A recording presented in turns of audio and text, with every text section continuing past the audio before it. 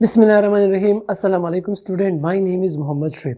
Student, आज की इस लेक्चर में हम डिस्कस करने जा रहे हैं class 10 physics unit 18 radio activity का टॉपिक है रेडियो आइसोटोप्स। स्टूडेंट, आइसोटोप्स के बारे में आप लोगों ने केमिस्ट्री में भी पढ़ा होगा कि जो है कोई भी एटम्स किसी means atoms number of atoms of same element having same atomic number but different mass number, तो उसको फिर हम नाम देते हैं आइसोटोप्स। तो यहाँ पे सिंपल डिफिनीशन की बात करते हैं हम आइसोटोप्स की। The atom of an element which have the same atomic number means having same number of protons but different mass number means having different number of neutrons is called an isotopes. तो उसको फिर हम क्या नाम देते हैं? Isotope. अगर हमारे पास कोई एक एटम है, किसी भी एटम्स है किसी भी एलिमेंट के, जिसमें हमारे पास एटॉमिक नंबर क्या हो, सेम मींस एटॉमिक नंबर किसे कहते हैं? नंबर ऑफ प्रोटॉन्स को कहते हैं। मतलब कि उसमें नंबर ऑफ प्रोटॉन सेम हो बट डिफरेंट मास नंबर, मतलब कि जिसमें हमारे पास न्यूट्रॉन की तादाद क्या हो, डिफरेंट हो, तो उसको फिर हम क्या नाम देते हैं? आइसोटोप्स। तो यहाँ पे तो हम स्टूडेंट रेडियो आइसोटोप्स की बात करते हैं, तो यहाँ पे भी हम कहते हैं कि the isotopes that are unstable and emit radiations are called radio isotopes. तो अगर हमारे पास ऐसे आइसोटोप्स जो अनस्टेबल हों और वो रेडिएशन एमिट कर रहे हों, तो उन आइसोटोप्स को फिर स्टूडेंट हम नाम देते हैं रेडियो आइसोटोप्स। ठीक है ना student? These radio isotopes artificially can be produced by bombarding subatomic particles on the nuclei of some elements। हमारे पास जो है ये रेडियो आइसोटोप्स हम कैसे, चूंकि आर्टिफिशियली हम इसको जो है प्रोड्यूस करते हैं, तो हम कैसे करते हैं कि हम जो है सब एटॉमिक पार्टिकल्स को बम्बार्ड कर लेते हैं किसी भी न्यूक्लियाई के ऊपर, तो उससे हमारे पास क्या आ जाते हैं? वो रेडियो आइसोटोप्स बन जाते हैं। अब स्टूडेंट यहाँ पे हम एक एग्जांपल लेते हैं कि कार्बन एग्जांपल हम लेते हैं। हमारे पास जो है कार्बन के आइसोटोप्स जो है तकरीबन 15 आइसोटोप्स है कार्बन के, और वो जो है हमारे पास स्टार्ट होते हैं C8 से लेकर C22 तक। ठीक है ना? यहाँ पे हमने लिखा हुआ है कि carbon has a whole has 15 known isotopes from C8 to C12, of which the most stable artificial radioisotopes is C11, which has a half-life of 20.334 minutes, and all other radioisotopes have half-lives under 20 seconds। Student हमेशा याद रखें, ये अक्सर MCQs में आता है, ये आपने जहन में रखना होगा कि हमारे पास जो है टोटल आइसोटोप्स कार्बन की कितने 15 है, और इन 15 आइसोटोप्स में जो कि C8 से लेकर C22 तक है, ये सीरीज है आइसोटोप्स की, इसमें सबसे मोस्ट स्टेबल जो है वो कौन सा है? C11 है। ये अक्सर MCQs में आता है कि which radio isotopes of carbon is more stable, तो वो कौन सा है हमारे पास? C11। ये आपने ध्यान में रखना होगा student, C11 is the most stable artificial radio isotopes in carbon series. सही है ना? जो C8 से लेकर C22 तक जो रेडियो आइसोटोप्स है कार्बन के, इसमें जो सबसे स्टेबल वन है वो है C11, और जिसका हाफ लाइफ कितने स्टूडेंट? 20.334 मिनट्स। ठीक है? क्योंकि बाकी का जो हमारे पास हाफ लाइफ है वो तकरीबन 20 सेकेंड या इससे कम है। ठीक है ना? वो डायरेक्ट खत्म जो है वो उसकी रेडियो एक्टिविटी जो है या जो एमिशन करते हैं वो ख़त्म हो जाती है। तो इसलिए हम यहाँ पे कहते हैं कि ये जो हमारे पास है C11, ये ज़्यादा स्टेबल है एज कम्पेयर टू बाकी जो इसके रेडियो आइसोटोप्स है। अच्छा स्टूडेंट, यहाँ पे हम इन रेडियो आइसोटोप्स की बात यहाँ पे हम ये करते हैं कि हम कहाँ पे प्रैक्टिकली इसको यूज़ करते हैं। ठीक है ना? इस टॉपिक में मोस्टली हम ये डिस्कस करते हैं कि यूजेस ऑफ रेडियो आइसोटोप्स कहाँ पे हम यूज़ करते हैं वगैरह। तो यहाँ पे हम लिखते हैं कि यूजेस ऑफ रेडियो आइसोटोप्स के the uses of radio isotopes are यहाँ पे हम बात करते हैं सबसे पहले डिफरेंट रेडियो इसकी यूजेस है। First one is food preservation. तो स्टूडेंट फूड प्रिजर्वेशन में हम क्या करते हैं कि बाज़ दफ़ा हम फूड को जो है वो ज़्यादा टाइम के लिए प्रिजर्व रखना चाहते हैं, मीन्स उसको स्टोर करने, जब हम उसको स्टोर करते हैं हम चाहते हैं कि ये ज़्यादा टाइम के लिए जो है ये महफूज रहे और जो है वो खाने के काबिल रहे। तो उसको फिर हम क्या करते हैं, उसमें से रेडिएशंस है मोस्टली जो गेमा रेज है वो जो हम इसमें से क्या कर लेते हैं? पास कर लेते हैं। तो जब वो पास हो जाते हैं तो उन फॉर एग्जांपल हमारे पास कोई फ्रूट्स है, लेट सपोज ऑरेंज है, तो जब हम उससे जो है वो रेडिएशन पास कर लेते गेमा रेज, तो उसके अंदर अगर कोई बैक्टीरिया जो है वगैरह वो मीन्स प्रोड्यूस हो गई है या अगर पैदा हो गई है तो ये जो है क्या कर देती है, ये मरीज उसको मार देती है, ख़त्म कर किल कर देती है, जिसकी वजह से जो फूड होती है उसकी लाइफ टाइम जो है वो इंक्रीज हो जाती है। लेकिन उसमें ये प्रॉब्लम फिर हो जाती है कि अगर हम मल्टीपल टाइम्स जो है इसमें से गेमा रेज जो है वो पास कराते तो उसका जायका जो है वो चेंज हो सकता है या वो चेंज हो जाता है। तो हम इसको जो है फूड प्रिजर्वेशन के लिए हम इन रेडिएशंस को यूज़ करते हैं कि हम ज़्यादा टाइम के लिए जो है फूड को प्रिजर्व रख सकते हैं, मीन्स वो ईटिंग मीन्स खाने के काबिल रहती है due to these radio isotope जब हम उसमें से पास करते हैं। सेकेंड हमारे पास जो इसकी यूजेस है वो स्टेरलाइजिंग है। अक्सर जो है हम इसको भी गेमा रेज मीन्स मेडिकल इंस्ट्रूमेंट्स को अगर जो हम रखना चाहते हैं, फॉर एग्जांपल अगर हम नॉर्मल रूटीन में हम देखें तो वो सिरिंजेस वगैरह जो होते हैं या बैंडेजेस जो होते हैं तो उसको हम जो है यूजेबल बनाने के लिए उसमें से हम गेमा रेज जो है पास कर लेते हैं तो वो हम ज़्यादा टाइम के लिए जो उसको यूज़ कर सकते हैं, फॉर एग्जांपल क्योंकि उसमें फिर बैक्टीरिया वगैरह जो है उसका अटैक नहीं होता, या अगर वो अटैक हो गया हो तो जब हम उसमें से पास कर लेते हैं तो वो जो क्लीन हो जाते हैं या साफ़ हो जाते हैं, उससे वो बैक्टीरिया वगैरह जो है वो ख़त्म हो जाते हैं और फिर हम उसको जो है वो यूज़ करते हैं ज़्यादा टाइम के लिए। क्योंकि अगर हम नॉर्मली इसी तरह ही रख दें तो वो जो है उसमें प्रॉब्लम ज़्यादा आ सकती है, वो जो है हमारे सेहत के लिए फिर वो क्या होती है वो डेंजरस होती है, इसलिए हम फिर उसको जो है गेमा रेज उसमें से पास कर लेते हैं। थर्ड जो मोस्ट इंपॉर्टेंट उसका यूज है वो है एग्रीकल्चर साइड। एग्रीकल्चर साइड में स्टूडेंट हम क्या करें, जो फर्टिलाइजर्स होते हैं उसके साथ हम C14 जो है वो क्या कर लेते हैं, मिक्स कर लेते हैं। जब ये C14 हम उसके साथ मिक्स कर लेते हैं, रेडियो आइसोटोप है तो वहाँ से जो है हमारे पास बीटा एमिशन फिर होती है, जो हम जो डिटेक्टर होते हैं रेडियो डिटेक्टर, उससे जो हम देख सकते हैं कि यहाँ से कितना एमिशन हो रही है या कितना रेडियो जो है रेडिएशन हो रही है। अब ये हमें फ़ायदा क्या देता है कि मोस्टली हमारे जो सीड्स होते हैं उसके ऊपर मल्टीपल डिजीज़ जो है आ जाते हैं या जो कीड़े वगैरह जो है उसके ऊपर अटैक कर लेते हैं, तो जब उसमें से हम गेमा रेडिएशन या उसके साथ फर्टिलाइजर्स के साथ हम ये जो रेडियो एक्टिव आइसोटोप्स वो मीन्स जैसे कि कार्बन 14 है ये इसके साथ हम मिक्स कर लेते हैं तो उसके वजह से जो बीज होते हैं जो सीड्स होते हैं वो जो है क्या कर लेते हैं, रेजिस्ट करते हैं, means seeds are prepared which are more resistive to disease, तो वो ज़्यादा रेजिस्टिव बन जाते हैं। और दूसरा जो है इसमें एक फ़ायदा ये हो जाता है कि इसकी फर्टिलिटी जो है वो इंक्रीज़ हो जाती है, मीन फर्टिलाइजेशन जो है उसकी ज़्यादा हो जाती है, वो कम टाइम में जो आपको ज़्यादा फर्टिलाइजेशन जो है वो प्रोवाइड कर रहा होता है।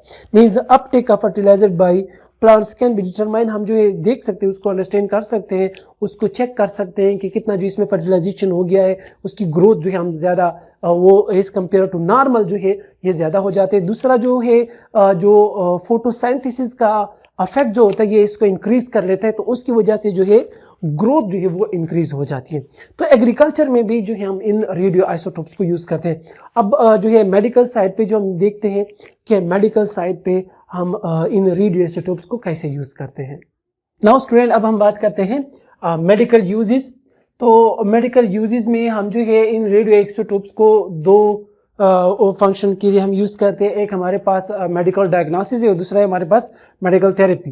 तो फर्स्ट वन हम बात करते हैं कि what are the medical uses. So nuclear radiation particularly those emitted by radio isotopes are used in the medical diagnostics and radiation therapy. इन दो जो है फंक्शंस के लिए हम यूज़ करते हैं, डायग्नोस्टिक्स के लिए कि हमें डिजीज़ का पता चले, और दूसरा फिर जो हम रेडिएशन थेरेपी के लिए हम यूज़ करते हैं।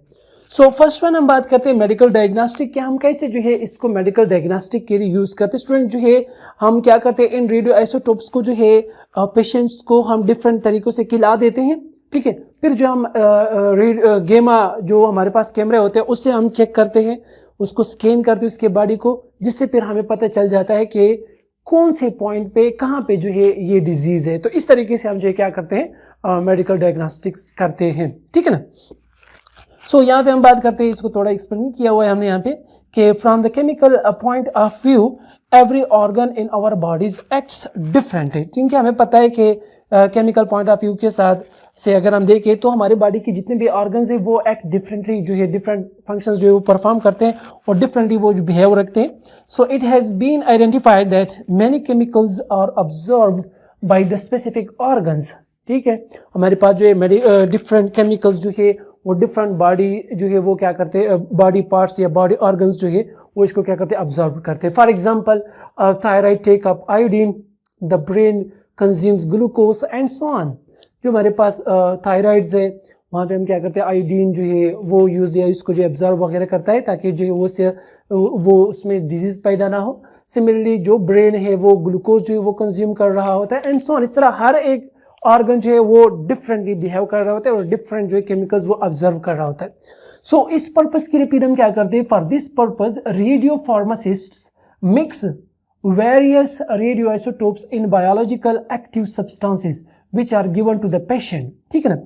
फिर हम क्या करते हैं, ये जो हमारे पास रेडियो आइसोटोप्स होते हैं, इस वेरियस रेडियो आइसोटोप्स जो है वो क्या करते हैं, मिक्स कर लेते हैं बायोलॉजिकल एक्टिव सब्सटेंसेस के साथ और फिर हम उसको क्या कर देते हैं, उस पेशेंट को या तो खिला देते हैं या इंजेक्ट कर देते हैं या इनहेल कर देते हैं डिफरेंट तरीकों से ताकि वो उस पेशेंट के बॉडी में चला जाए। ठीक है ना। फिर हम क्या करते हैं कि the image of the body of patient is taken by gamma camera from which the disease organ can be detected. फिर हम क्या करते हैं, जो गामा कैमरा होते हैं उससे फिर हम जो उस पूरे बॉडी को जो हम क्या करते हैं, स्कैन कर लेते हैं। जैसे कि मेरे पास सीटी स्कैन होते हैं जिससे हमें पता चल जाता है कि किस तरह जो है वो बॉडी में कहाँ पे फ्रैक्चर वगैरह हुआ है। तो इसी तरीके से जब हम ये रेडियो आइसोटोप्स उस पेशेंट के बॉडी में इंजेक्ट कर देते हैं तो फिर हम क्या करते हैं, गामा कैमरा को यूज करते हैं उस बॉडी को फुली स्कैन कर देते हैं जिससे फिर हमें पता चल जाता है कि कौन सा बॉडी ऑर्गन जो है वो वहाँ पे डिजीज है या कहाँ पे जो है वो डिफेक्ट आ रहा है।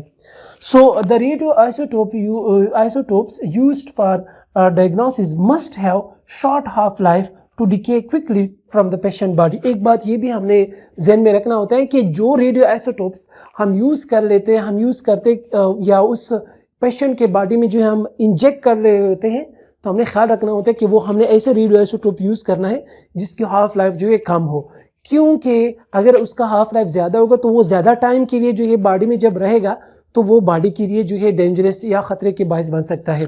तो इसलिए हम ऐसे रेडियो आइसोटोप्स यूज़ करते हैं जिसका हाफ लाइफ कम होता है कि वो जल्दी डिके हो जाए और उसकी रेडिएशन जो है वो ख़त्म हो जाए। तो इसलिए फिर हम इस तरीके से जो है क्या करते हैं, जो मेडिकल डायग्नोस्टिक्स है वो जो है हम इन रेडियो आइसोटोप्स को यूज़ करते हुए हम बॉडी की जो है वो मेडिकल डायग्नोस्टिक्स कर रहे होते हैं। हम देखते हैं कि कहाँ पे जो है उसमें डिजीज़ वगैरह आया हुआ है। सेकेंड जो है मेडिकल में जब हम यूज़ करते हैं रेडिएशंस की, वो क्या हमारे पास रेडिएशन थेरेपी।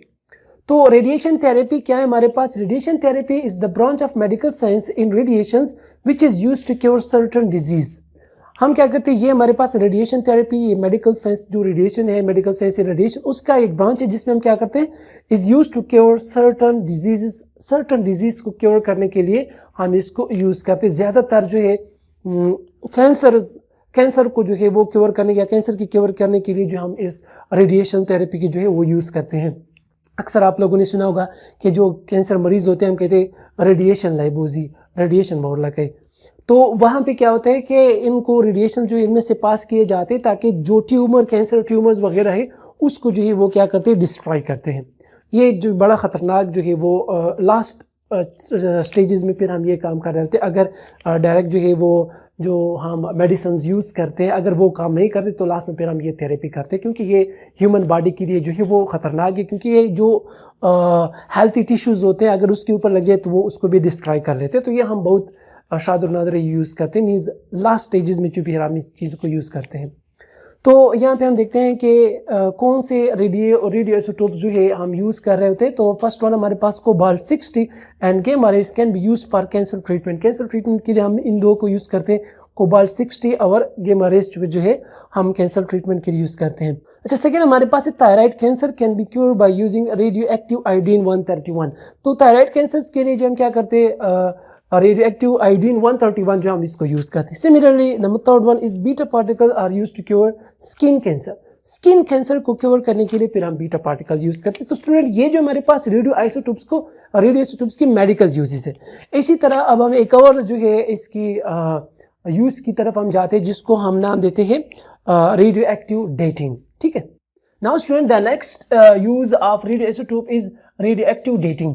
तो स्टूडेंट रेडियो एक्टिव डेटिंग में असल में होता क्या है कि अक्सर आप लोगों ने देखा होगा टीवी वगैरह प्रोग्रामों में अक्सर जियोलॉजिस्ट या आर्कियोलॉजिस्ट जो होते हैं ना, वो आसार कदीमे की जो बात कर रहे होते हैं कि फलानी चीज़ जो है इतनी पुरानी है, उनको कोई ढांचा वगैरह मिला हुआ होता है या कुछ हड्डियाँ वगैरह मिली हुई होती है, तो उससे उनको ये पता चल जाता है कि ये हड्डियाँ कितनी पुरानी है, कितने सालों पुरानी है।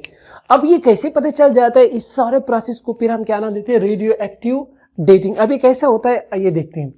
तो यहाँ पे हम कहते हैं कि the geologist and archaeologist are use radio active dating to estimate the age of ancient objects. जो एंशियंट ऑब्जेक्ट्स होते हैं, आसार कदीमा होते हैं, चीज़ें होती हैं, उनकी एज को एस्टिमेट करने के लिए वो क्या यूज़ करते हैं? Radio active dating. अब ये कैसे यूज़ करते हैं आइए देखते हैं। तो यहाँ पे हम फर्स्ट बात करते हैं कि uranium 238 is used for dating rocks. जो रॉक्स होते हैं मींस फॉर एग्जांपल बिल्डिंग्स वगैरह, इनके लिए जो हम यूज़ करते हैं वो फिर हमारे पास क्या होते हैं? यूरेनियम 238 ये यूज़ होता है। अब कैसे यूज़ होता है देखिए। The uranium 238 has a half life of 4.53 multiplied by 10.9 years, मतलब तकरीबन बिलियन ऑफ ईयर्स जो है ये इसकी क्या है? ये हाफ लाइफ है, ठीक है ना। किस चीज़ की? यूरेनियम। ये ऑलरेडी हम पहले भी हाफ लाइफ में डिस्कस कर चुके हैं। एंड डिके टू लेड 206, ये जब हमारे पास यूरेनियम 238 डिके कर रहा होता है तो वो किस चीज़ में कन्वर्ट होता है? वो लेड 206 में कन्वर्ट होता है, ठीक है ना। अब होता क्या है कि the ratio of uranium 238 to lead 206 present in the rock can be use to determine the age of the rock. असल में नॉर्मली जो हमारे पास ये रेशियो होती है ना यूरेनियम 238 टू लेड 206, ये जब मीन्स ये डिके जब हो रही होती है ना, और वो यूज़ मीन्स वो जो यूरेनियम है ये हमारे पास लेड में जब कन्वर्ट हो रहा होता है, तो इन दोनों के रेशो से फिर हमें पता चल जाता है कि ये रॉक कितनी पुरानी है।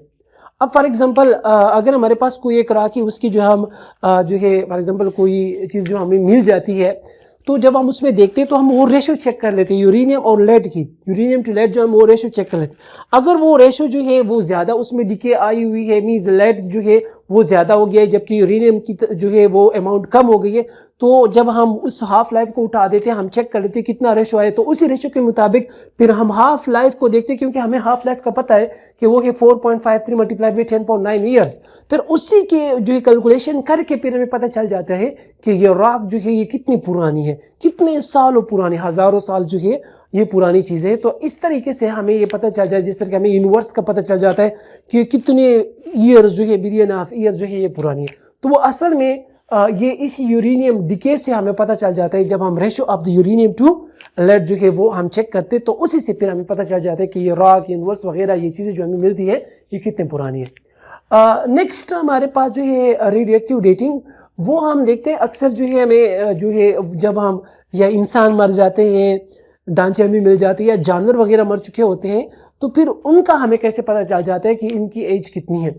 तो वो स्टूडेंट हमें यहाँ पे हम डिस्कस करते हैं कि the radio active carbon 14 produces in the atmosphere is radio active with half life of 5730 years. जो हमारे पास कार्बन 14 है, ये जो हमारे पास एटमॉस्फेयर में नॉर्मली जो है वो होता है, और इसका जो हाफ लाइफ हमारे पास कितना होता है 5730 ईयर्स। अब होता क्या है कि इसमें हमारे पास जो एटमॉस्फेयर है, इसमें ratio of carbon 14 to carbon 12 जो है रिमेन्स वो कांस्टेंट रहती है। अब जब जो लिविंग प्लांट्स है, जब ये मीन्स कार्बन डाइऑक्साइड को इनहेल कर रहे होते हैं, तो ये कार्बन 14 और कार्बन 12 दोनों चले जाते हैं। अब होता क्या है कि ये तो कांस्टेंट रहती है इसमें। अब जब एनिमल्स उन प्लांट्स को खाते हैं, या हम ह्यूमन उन प्लांट्स को खाते हैं, या फिर हम उन एनिमल्स को खा लेते हैं, तो ये कार्बन 14 कार्बन 12 हमारे बॉडी के अंदर भी चले जाते हैं, ठीक है ना। सो स्टूडेंट, जब तक ये एनिमल या हम ह्यूमन जिंदा रहते हैं ना, तो ये तो हम कंटिन्यूसली जो है या हम खुराक खाते हैं या एनिमल्स खा रहे होते हैं, मीन्स गोश्त वगैरह खाते हैं या सब्जियां वगैरह खाते हैं, तो ये हमारे अंदर जो कार्बन 14 टू कार्बन 12 जो रेशो है ये कांस्टेंट रहती है। अब फॉर एग्जांपल ह्यूमन मर जाते हैं, या फॉर एग्जांपल वो जानवर मर गया, तो उसमें फिर क्या होना शुरू हो जाता है कि जो कार्बन 14 ये तो रेडियो एक्टिव है, तो ये क्या होना शुरू हो जाती है, डिके होना शुरू हो जाती है, ठीक है ना। अब जब ये डिके होना शुरू हो जाती है, क्योंकि इसका हाफ लाइफ हमारे पास 5730, जो कि जबकि हमारे पास कार्बन 12 जो है ये कांस्टेंट रहता है। अब इनका रेशो, चूंकि पहले हमने बात की कि ratio of carbon 14 to carbon 12 ये कांस्टेंट रहती है, लेकिन जब ये ह्यूमन जो है क्या हो जाते हैं, मर जाते हैं, या जो जानवर एनिमल जो ये मर जाते हैं, तो बाकी जो हमारे पास कार्बन 14 है एटमॉस्फेयर से, या जब हम एनिमल्स वगैरह का, तो वो तो खत्म हो जाती है। तो अंदर जो मौजूद कार्बन 14 ये डिकम्पोज होना शुरू हो जाते हैं, डिके होना शुरू हो जाती है। फिर जब हमें कोई इस तरह एंशियंट चीज मिल जाती है, कोई ढांचे वगैरह मिल जाते हैं, तो उसमें जब हम चेक करते हैं तो वहां पे हम कार्बन 14 टू कार्बन 12 रेशियो देखते हैं।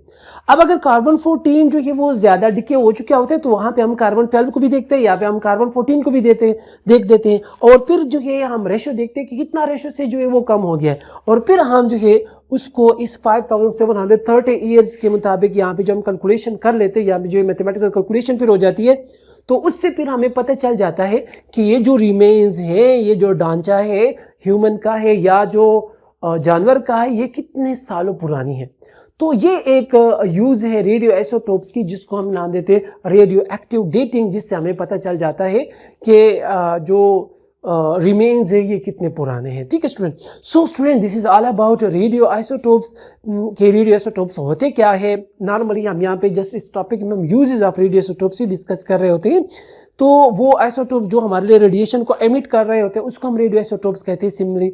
और फिर जो हम यहाँ पे डिस्कस करते हैं कहाँ कहाँ पे हम यूज़ करते हैं, हम जो इसको एग्रीकल्चर में यूज़ करते हैं, फूड प्रिजर्वेशन के लिए भी यूज़ करते हैं, सेंट्रलाइजिंग के लिए भी यूज़ करते हैं, हम एग्रीकल्चर में यूज़ करते हैं, हम मेडिकल यूजेस करते हैं इसकी, और जो है साथ में रेडियो एक्टिव डेटिंग के लिए भी यूज़ करते हैं।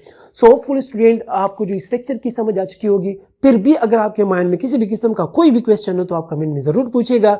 Thank you so much.